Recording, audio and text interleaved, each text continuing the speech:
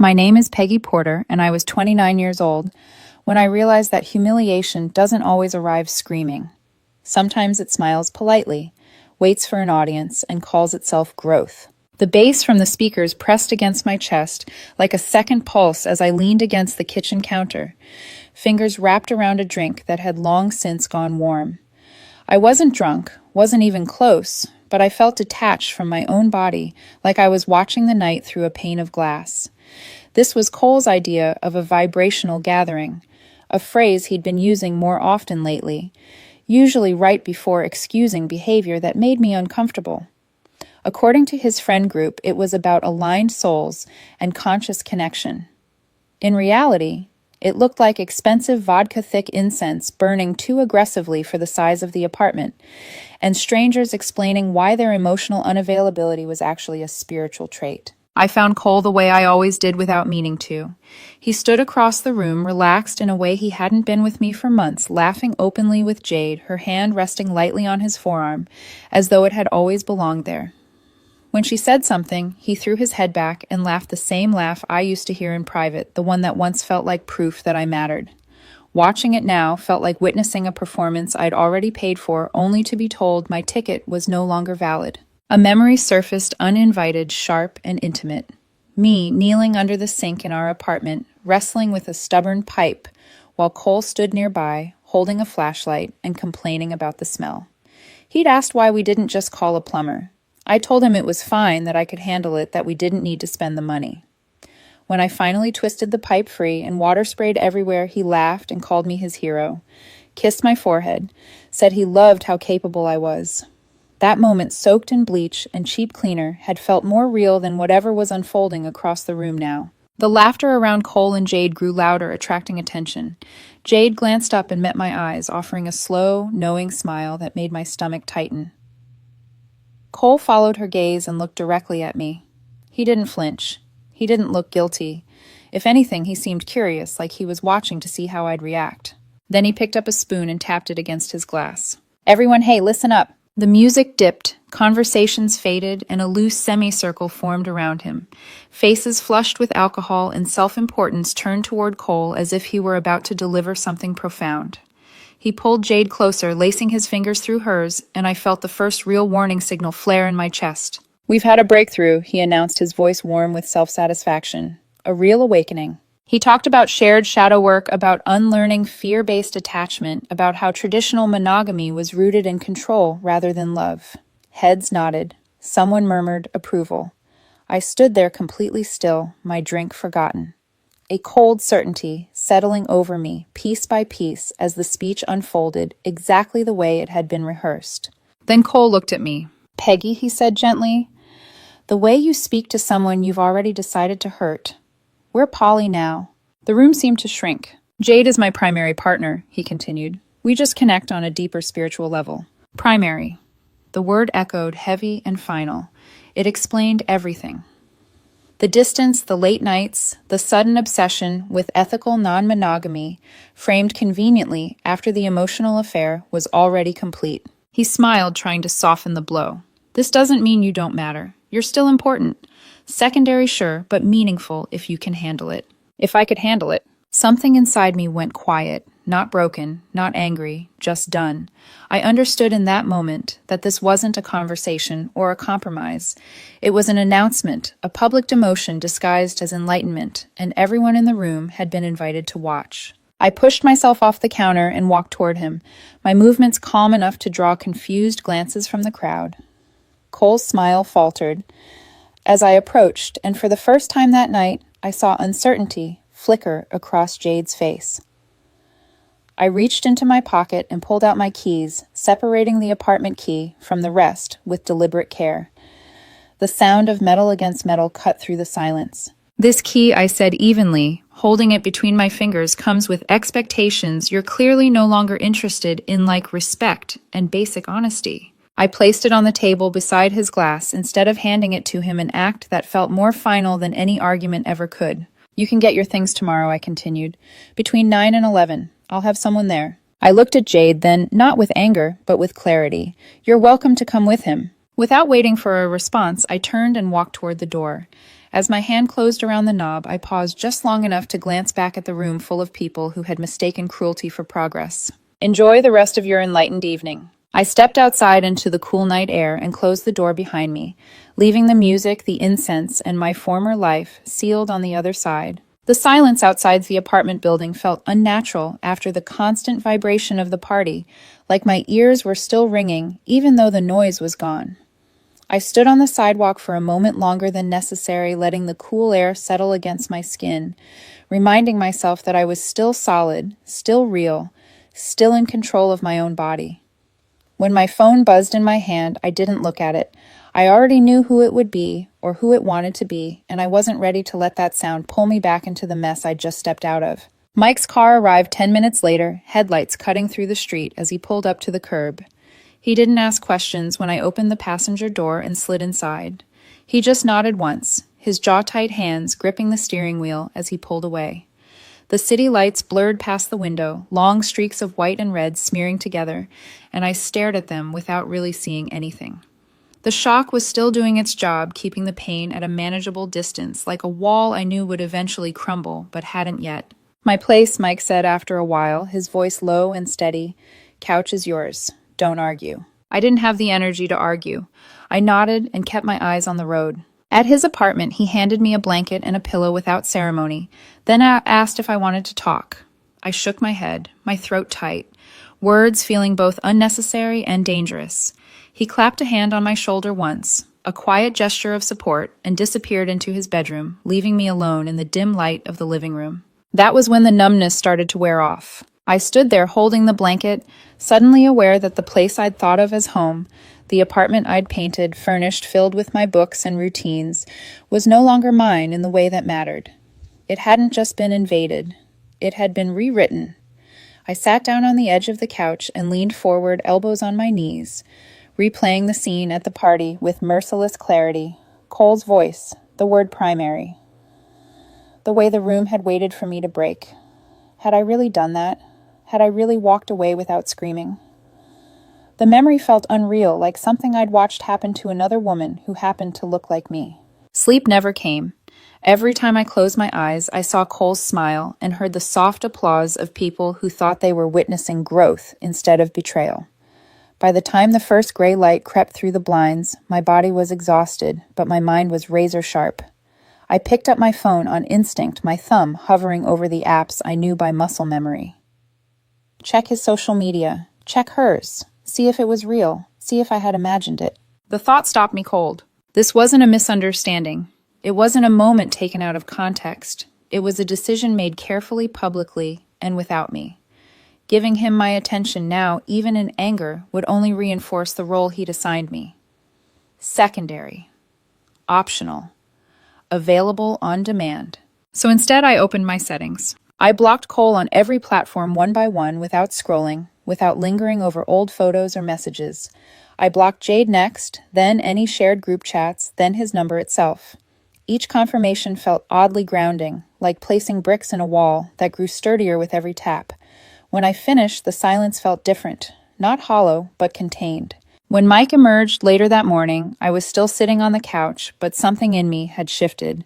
"I need to get my stuff," I said calmly. "Today, while they're probably still asleep." He nodded. "I'll drive." We went in the early afternoon, a deliberate choice meant to avoid the window I'd given Cole the night before. I didn't want explanations or apologies. I wanted extraction. I used my key, the rest of them still warm in my palm, to open the door, quietly stepping into an apartment that immediately felt wrong. Empty wine glasses littered the counter. A linen shirt I recognized from the party lay discarded on the floor. The smell of incense still hung in the air, sharp and invasive. I didn't look around. I went straight to the bedroom. My closet was half empty. My side untouched, his side already stripped of anything important. He'd moved fast. Good, I thought. That would make this easier. I grabbed a duffel bag and packed efficiently. Taking closed documents, my passport, anything that was unquestionably mine. I left behind the things that belonged to us. The throw blanket from his mother. The souvenirs from trips that now felt like artifacts from a closed chapter. I didn't want reminders. I wanted clean edges. Mike stood watch in the living room, silent and solid. At one point, he picked up one of my favorite books from the coffee table and asked if I wanted it. I looked at it for a second, then shook my head. I could buy another copy. I wanted a version of that book that hadn't lived through this with me. 20 minutes later, I zipped the duffel closed. My eyes drifted to the table near the door where I'd left the apartment key the night before. It was gone. I felt a brief, distant twinge loss, maybe, but it faded quickly. Whatever that space had been to me, it wasn't anymore. "Let's go," I said. We closed the door behind us, and this time I didn't hesitate or look back. The days that followed settled into a strange, functional rhythm.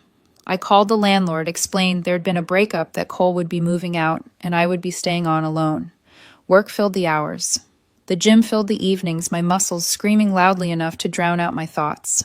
I didn't talk about what had happened. When Mike checked in, I told him I was fine and changed the subject. It wasn't a lie exactly. I wasn't fine, but I was moving, and for now, that was enough. 2 weeks passed in complete silence. I moved back into the apartment after Mike helped me scrub every surface, replace the sheets, reclaim the space inch by inch. The quiet no longer felt like absence. It felt like ownership. Then my phone buzzed. Mike. "Hey, just so you don't hear it from someone else." Cole moved her in. I stared at the screen, waiting for a reaction that never came. No anger, no jealousy, just a distant acknowledgement, like reading a headline about someone else's poor decisions. Figured I'd type back. "Thanks for the intel." The silence that followed was steady and unbroken, and I realized I was no longer bracing for impact. Whatever was coming next, it would happen without me. By the time the first real updates reached me, my life had already begun to settle into a quieter, more deliberate shape. The apartment felt like mine again, in ways it hadn't for months, not because Cole was gone, but because the air was no longer thick with anticipation or disappointment. I rearranged furniture simply because I could cook meals that didn't need to be negotiated and slept through the night without waking to the dull anxiety that used to live just beneath my ribs.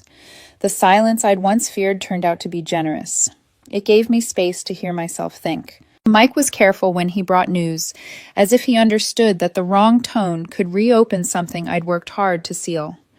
When he texted me the first update, it came without commentary, just a few neutral words delivered like a courtesy, rather than an invitation to engage.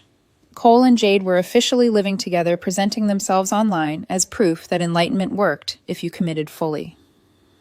I absorbed the information without emotion, filed it away, and went back to what I was doing.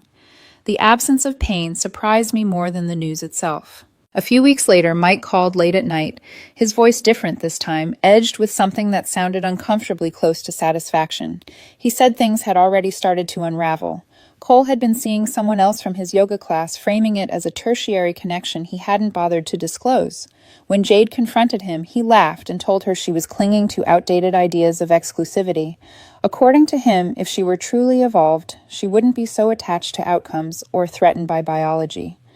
He'd packed a bag that same night and left, taking the television and the vintage record player with him, claiming they were expressions of shared energy he'd contributed to. I listened, folding laundry, as Mike spoke, my hands moving methodically as if this were just another mundane task. When he mentioned Jade was sick, physically sick, dealing with infections Cole had passed on without a second thought, I paused briefly, not out of shock, but out of recognition. This was the logical end of a system built on entitlement disguised as philosophy. I felt no triumph, no vindication, only a faint, detached acknowledgement that reality had finally caught up with the story they'd been telling themselves. "Is she okay?" I asked automatically, the question surfacing out of habit rather than concern. Mike exhaled. "Define okay. She's spiraling. Friends are split. Half think she's a victim. Half think she walked straight into it." "Okay," I said, and meant it as punctuation, not curiosity. After that, the messages started. The first came from an unknown number late at night, a single line pleading for understanding, for forgiveness, for contact. I deleted it without responding. The next day, another unknown number appeared, longer this time, filled with regret and rewritten history, painting Cole as a monster and me as the person who'd always truly understood him.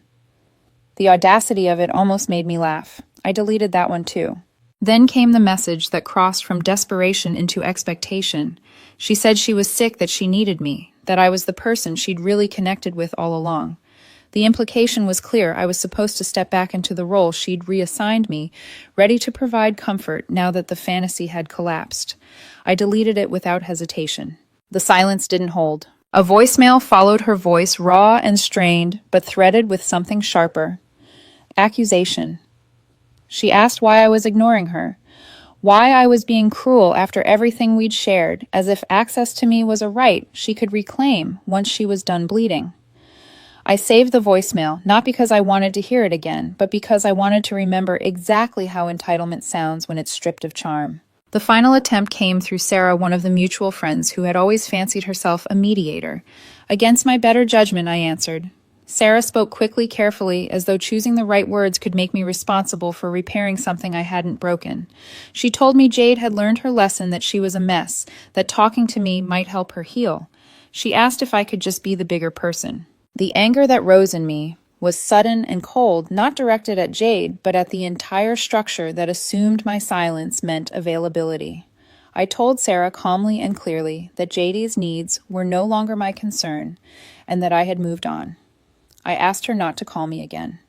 When I ended the call and blocked her number, the circle finally closed. Months passed. I barely noticed the shift until I was standing in a small gallery, a drink in my hand, listening to someone explain their work with genuine enthusiasm.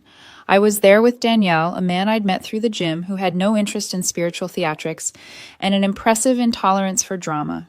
He stood close without crowding me, his presence easy, unforced, and when he laughed, it didn't feel like a performance. It felt grounded.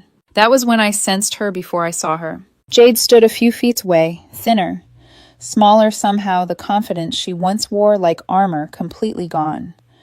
When she said my name, her voice shook. She apologized in fragments, stumbling over words that arrived too late and cost too little. She asked if we could talk, if we could get coffee, if I could just listen. I smiled politely the way you do with someone you no longer know, and told her I hoped she found what she was looking for.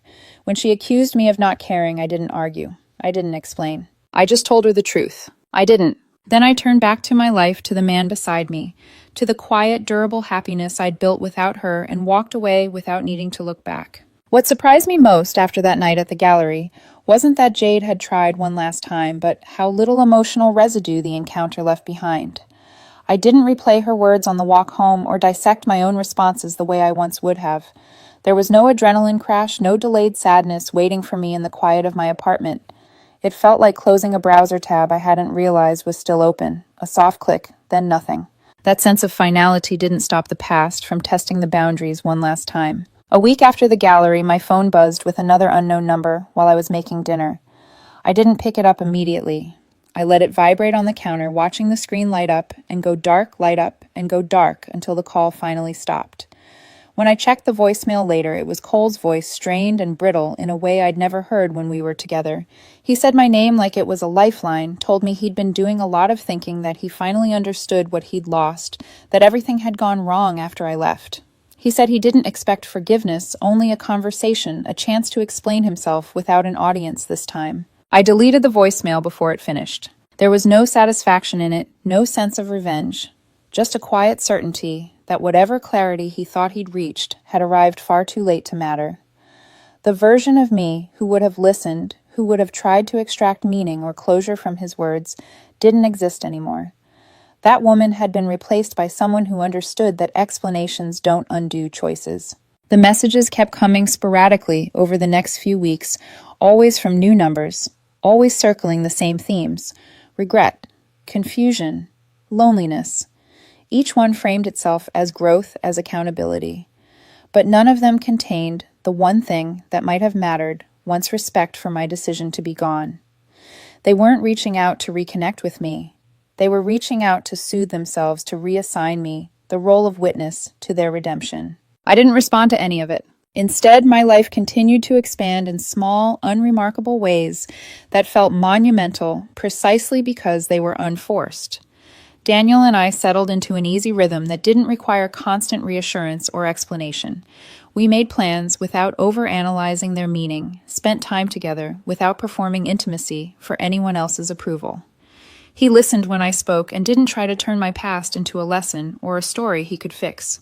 When I told him briefly and without detail that I'd left a relationship that had stopped feeling honest, he nodded and said, "That makes sense," and never pushed for more. One evening, as we sat on my couch eating takeout, my phone lit up again with an unfamiliar number.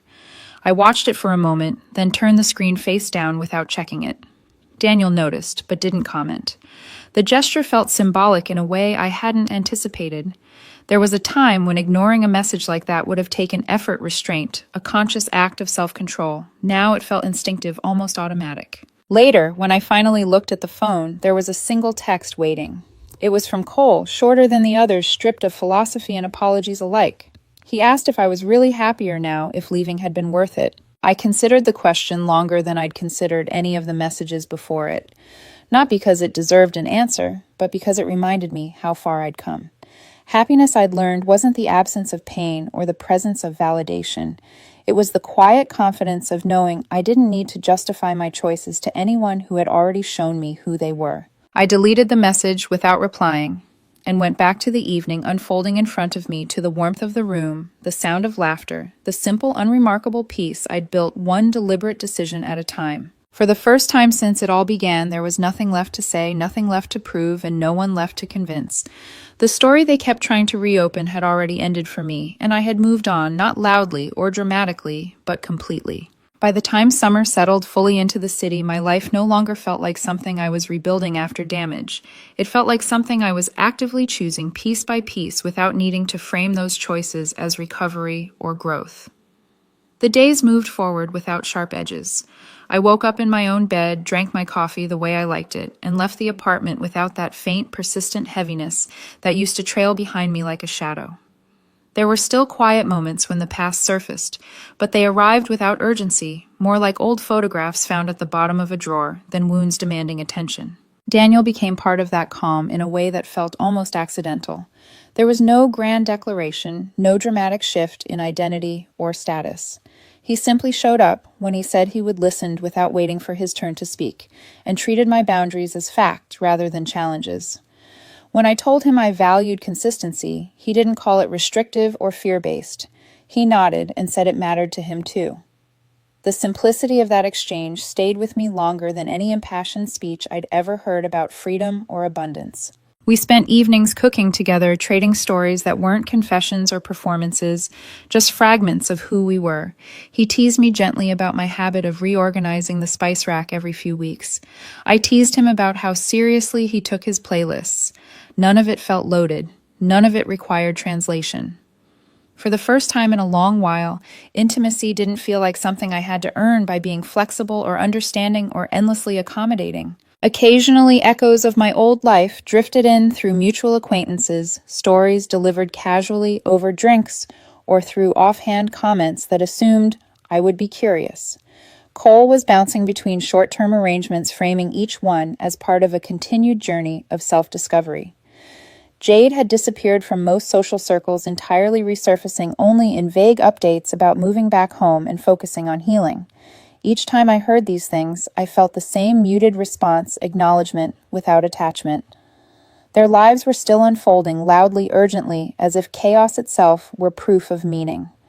Mine had grown quiet, and that quiet felt earned. One evening, Daniel and I attended another gallery opening, smaller than the last, tucked into a converted warehouse with uneven floors and soft lighting. We stood shoulder to shoulder, commenting on the art, occasionally drifting apart and back together, comfortable in the knowledge that neither of us was keeping score. At one point, as I watched him talk animatedly with the artist, I realized something with startling clarity. I wasn't comparing him to anyone, not favorably, not unfavorably. He wasn't a replacement or an upgrade. He was simply present, and so was I. Later that night, as we walked home, he reached for my hand without looking, a simple gesture that carried no agenda. I let my fingers lace with his, feeling grounded in a way that had nothing to do with labels or hierarchy. There was no primary or secondary here, no audience waiting to see how I'd perform my role. There was just the quiet certainty of mutual choice renewed daily without spectacle. When I unlocked my apartment door and stepped inside, the space greeted me like it always did now, familiar, unthreatening, entirely mine. I set my keys down, kicked off my shoes, and caught my reflection in the mirror by the door. I looked calmer than I remembered ever feeling, not triumphant or hardened, just steady. The woman staring back at me wasn't someone who had won or lost. She was someone who had decided. As I turned off the lights and settled into bed, my phone rested untouched on the nightstand. There were no unknown numbers lighting up the screen, no unanswered questions tugging at my attention. Even if there had been, I knew now that I didn't owe the past any more of my present.